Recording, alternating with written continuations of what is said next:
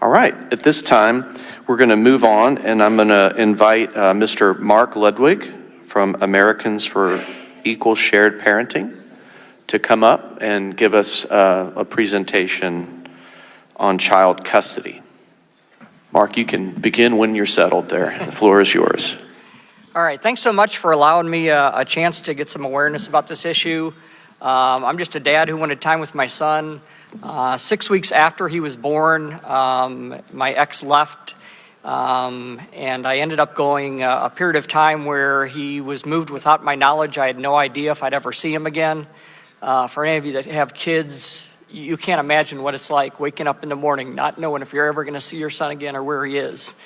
Just to clarify too, there were literally no allegations of abuse during that period of time. And so I was fairly well known in St. Louis. I had run for U.S. Congress against Dick Gephardt, was very well known in the community, and I just assumed that when we tracked him down that I thought I was going to get full custody. And after a year of a court battle, I was relegated to an every other weekend visitor. And I started doing a lot of studying on child psychology and realizing what happens to a child that grows up without a dad in his life.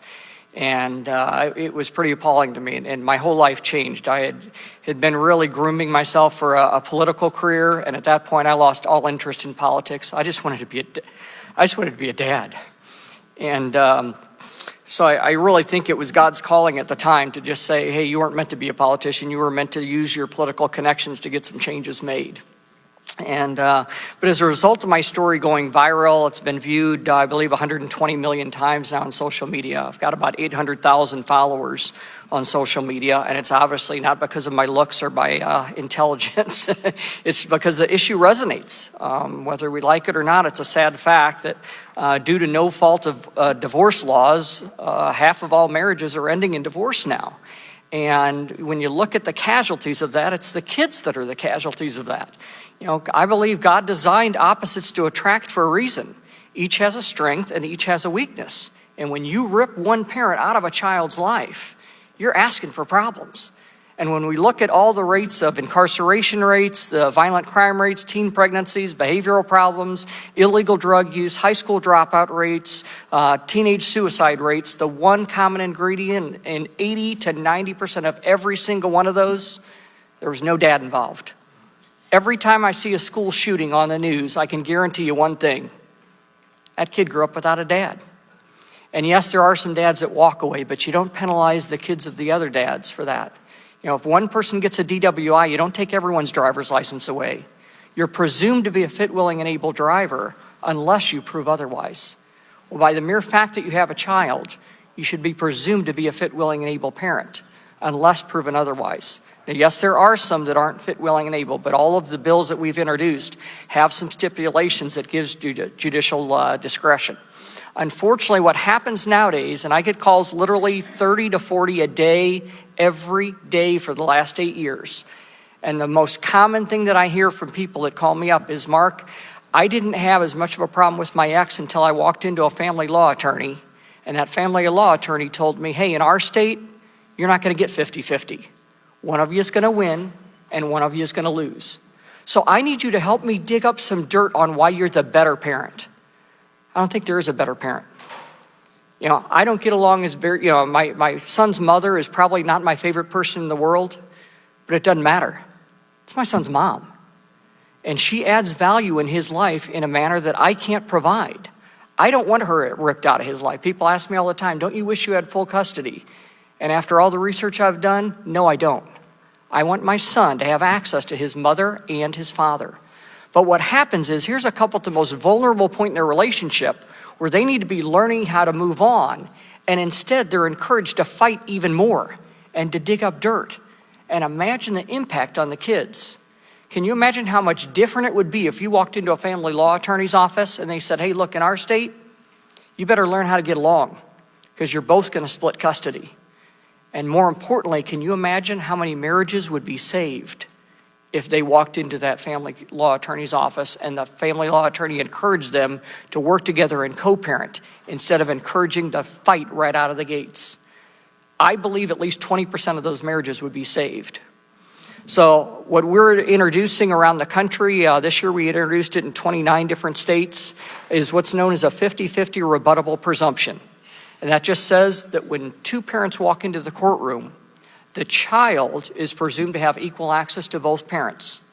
Now, the judge still has full judicial discretion to determine, is the parent fit, willing, and able, and if not, then they may need to have a variance. But you don't rubber stamp every other weekend and rip a parent out of a child's life and confuse the child by thinking one parent is superior and one parent is inferior because they only get to visit one parent every other weekend. So the presumption is equal shared parenting. The judge still has full judicial discretion. We've been very fortunate. We've passed bills in Kentucky. We passed bills in Arkansas. Thank you, Representative Bentley. We passed in West Virginia, and then last year we finally passed in my home state of Missouri and in Florida. And as I said, we have, as of right now, 29 states around the country. We do have a lot of support. I'm very grateful for the board members of NACL. Tony Perkins, Mike Huckabee have been big supporters of mine for years. Bob McEwen and Tony Perkins have both had personal situations that drove them to this issue, Bob McEwen especially. But Tim Barton's been a great supporter, so just very, very grateful for NACL to this time. And didn't know if anybody had any questions, but if anybody is interested in more information, as I said, we have 29 states we introduced this bill in. So if you want information, please contact me while I'm here. And by the way, my son was with me last night. He's 14 now. And after all he's been through, he's been a great kid. I don't ever let him hear what I talk about, so he's at the hotel right now. Just because I don't think I don't want him being confused by hearing his dad talk about custody issues. So he's never allowed to hear any of the discussions that I have directly. But he's turned out to be a great kid after all this. Mark, thank you so much for being here today and sharing your story.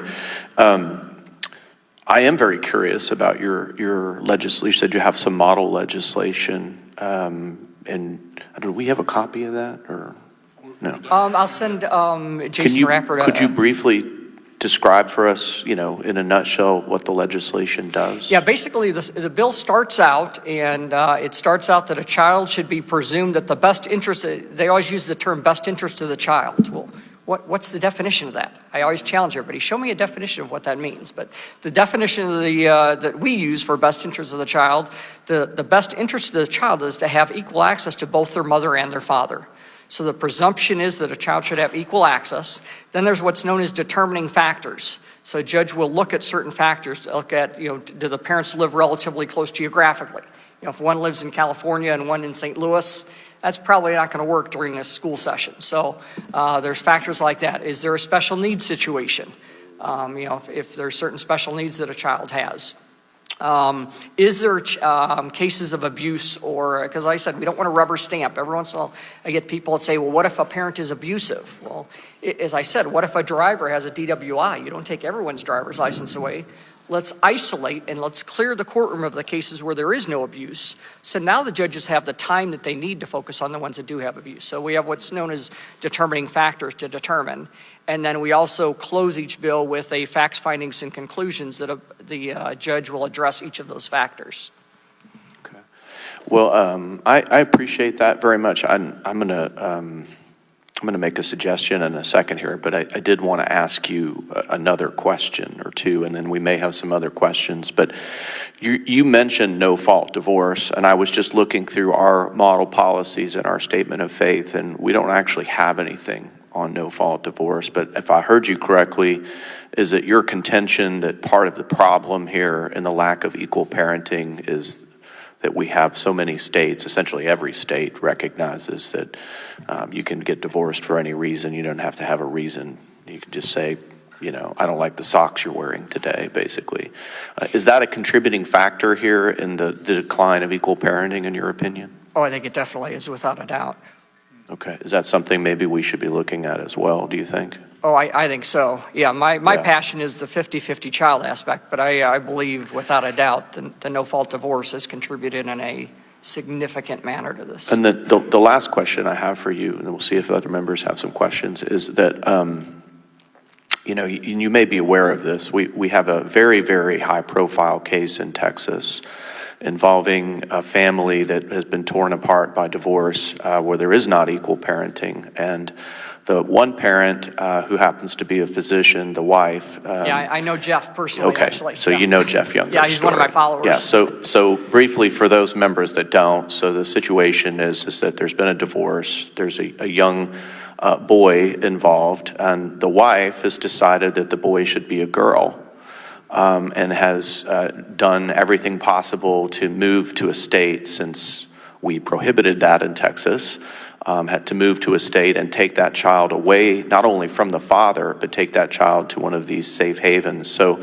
I guess my question to you is, in the context of your organization as a national organization, is that a common theme, or is that a growing issue where you have separation of families and a desire to strip parental rights away from one parent because of a disagreement over gender identity and that kind of stuff, and a desire of a parent to flee to a sanctuary state where a child's genitals could be mutilated?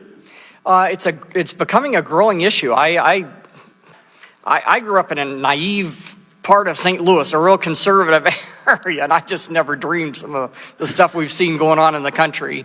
But yeah, it is becoming a problem now in California and in Illinois. Quite a bit, but I know Jeff is just the neatest guy in the world, and it's just a shame to see what's happened to his child. It is. All right, appreciate it. Members, any questions? Senator Azinger. Thank you, Mr. Chairman. I'm from West Virginia. Yeah. And we went through this battle. Yeah. Did we pass your legislation? Was that your bill that we passed? It wasn't mine personally, but I supported it, yeah. And the 50-50, we passed it session of 23, and it's a battle. But I'll tell you what, you want to see what kind of wounds there are out there. Wait till you see these guys that come in and testify for the bill, because the men are the ones that are essentially being persecuted, aren't they, in these courts. And this bill just says, as I understand it and remembered, is that as you said, look, we're starting at 50-50. That's the default position that the judge has to go from. Is that correct? Exactly, yeah. We're not rubber stamping a certain thing. We're just saying, hey, when you start out, until you don't know any facts, you don't presume one parent based on gender is the better parent. There isn't a better parent. Yeah, it takes two parents to raise a child. Yeah, it's a wonderful bill, and it might take a couple shots at doing it. I didn't think it would happen. I didn't. The chairman of our Judiciary Committee in the Senate was against it, but there was so much support from these dads that came out that it went through, and praise God. Okay, thank you, Mr. Chairman. Senator Gallegos. And then I'll get you next, Senator Abraham. Thank you, Mr. Chairman. Thank you for this presentation. I was going to just give a little bit of history. I was thinking it's probably 2015. I did a father rights bill, and there was a lot of opposition to it. In 2019, we did an equal sharing on joint custody. It may have been your bill. Some of the language sounds the same. But I was going to ask you, so even at that time, our departments within the state of New Mexico had some opposition to it, and we had a lot of women's group that came out. Even though you're looking at 50-50 as your starting point, in the areas that you've passed this, what kind of opposition did you have? I may need to restart this conversation. My co-sponsor, that was a doctor, is no longer in the Senate, but I'll have to find someone that's got the expertise. But he used the theory of what it does to the child in the process of the split and losing the father, losing the mother. But there's just a lot of opposition on, and it seems in our court system in New Mexico that the women have the upper hand. And it was hard to get that to an understanding that it should be a fairness issue. And it goes back to explaining the what's in best interest of the child and having that definition. I was just wondering what kind of opposition you've had and if there's a way to overcome that. Thanks so much. I think there's two main opposition. One is the Bar Association, and off the record, many of them will tell you it's because they have a financial vested interest. If you can keep that adversarial relationship going, people will give up on their car, they'll give up on their house. They're not going to give up on their kids. And attorneys know that. And off the record, I've had many attorneys tell me that they start out just like, sometimes there's some politicians that start out that way. They start out going for a certain thing, and then when they get to D.C., they start realizing, oh my gosh, I need some of this PAC money to be able to keep being reelected. Well, that happens, unfortunately, with some members of the bar. Not all. There's some great attorneys out there. Matter of fact, what's ironic, and it's very sad, but it's true, is I've actually seen so many attorneys that started out opposed to this bill until all of a sudden they got served the divorce papers. And they changed their tune pretty quick. And so we have a growing amount of attorneys across the country now that have changed their tune over the last 9 years. The other part of the opposition is the domestic violence organizations. Now, I categorize there's two types, the legitimate ones and the ones that have figured out ways to get Title IV grant money for making it appear that there's more domestic violence than there is. They're not truly trying to care for anybody. They don't have any women's homes. They don't have anything that they're truly doing. They're trying to get money from grant money. The legitimate organizations I can work with because I don't want anybody to be abused. But unfortunately, what we have to make sure of is that there's the cases that need the time are getting it.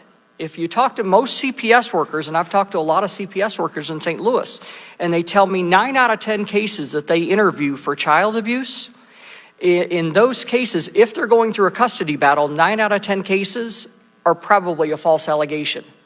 And they said the sad thing is we are wasting so much time on the 9 out of 10 that the 1 out of 10 isn't getting the time. And even worse, you interview 9 people that you know have a false allegation. Imagine the 10th person that you get to. You've been biased now, and your tendency is to think this is probably a false allegation too. If we can clear the courtrooms of the cases that really don't need this, now the judges, the CPS workers can really focus on the cases that really need them. But another point too, I think, is that even though I talk about it from a father's perspective, and that we have the fatherless statistics, I'll fight just as hard for a mother. Because ironically, that's growing now too, where there's a lot of mothers being affected. And my attitude is, you know what, I'm not fighting for the father, I'm not fighting for the mother, I'm fighting for the child. And like I said, when I look at Levi, my son, I don't care what his mom and I have between us. It doesn't matter. I care about my son. And I want my son to have the best future he can possibly have. And that's why I never allow him to hear me talk about this. He doesn't need to. He's a 14-year-old, and he needs to be able to have a chance to grow up in as close to a normal home as possible. I wish it would have been a family with his mom and I. It's not. She's remarried. She has a great husband, and he's actually a great stepfather. Couldn't have asked for anything better. But at this point, like I said, it should be about the child, not about the parents. And I appreciate that, Mr. Chair, and I guess that's the focus. I know in New Mexico the lawyers rule our state.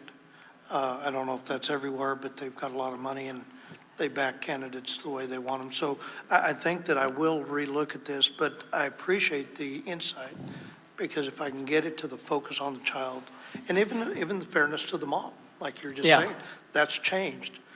This may be a good time for New Mexico to relook. Yeah, normally in most states we like, if we can, to get it to a family services committee. Somebody had mentioned the Judiciary Committee, and in most states across the country, and once again, I know this is a 501c3, but in one of the parties, we get about 98% of the floor votes across the country. The only exception is if that person's a family law attorney in that state. In Missouri, the only 2 Republicans who voted against it were family law attorneys on the Republican side. So if we can, we like to get it to a family. And I apologize if there's any attorneys on here. I say there's a lot of great attorneys, and I think they really mean well. But once again, if this is how you make a living, not judging them in any way, but if that's how you make a living, if you're a hammer, everything looks like a nail. Well, if you're an attorney, you're taught to fight for your client. Well, if your client is the father or your client is the mother, you're going to fight for that father or mother. You're not really trained to think of the child at that point. Oops, sorry, I did that. All right, so in the interest of time, we're going to keep this moving because we are very short on time. I'm going to take one quick question from Senator Abraham. Just a little housekeeping here. You said you had 29 states. Are most of those states have the same legislation? Fairly similar. What I'd like to, because we need to get his model legislation. If the majority of states have one particular one, we'd like to see that. That's it. Thanks. So I was going to say something, but Senator, I'll just let you do this if you want to. So I was thinking we should take this up as a potential model policy. So would you like to make a motion? Yeah, I make a motion, we take this up as a model policy and get the best ones of the 29 states that he has and put it together. Okay, and is there a And second? the model state is Arkansas, by the way. Okay. Second is Representative Vance, seconds. All right, so all those in favor, say aye. All right, any opposed? Great.